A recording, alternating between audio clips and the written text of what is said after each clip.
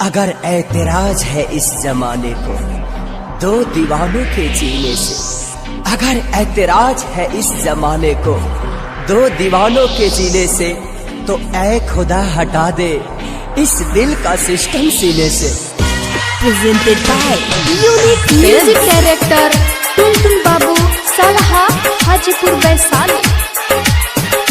Balaji recording studio Jadavpur.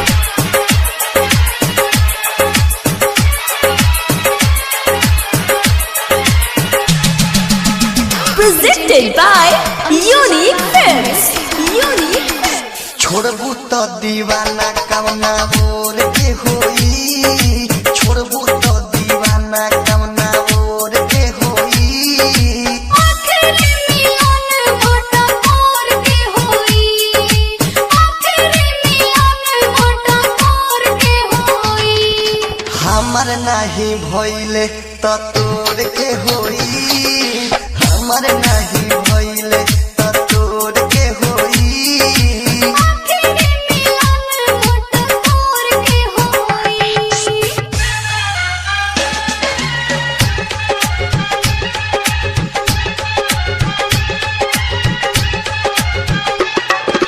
Music director टुनटुन बाबू सलहा हाजीपुर वैशाली।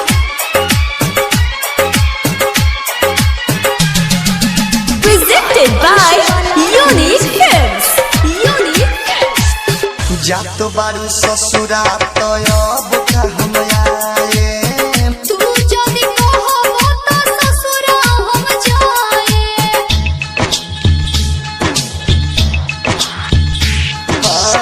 जातो बारू ससुरा तो अब का हम आए। तू जदि कहबो त ससुरा हम जाए। आवो रोवा रोई गर जोर के होई, आवो रोवा रोई गर जोर के होई। आखिरी मिलन मोटा मोर के होई, आखिरी मिलन मोटा मोर के होई।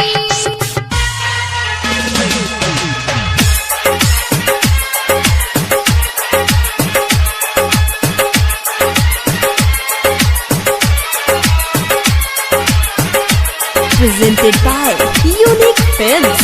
Balaji recording studio Jadavpur. सब लोग गीत गावे मेरा ही बीजी। पिपरा त चली आई हो मिलल रही जी।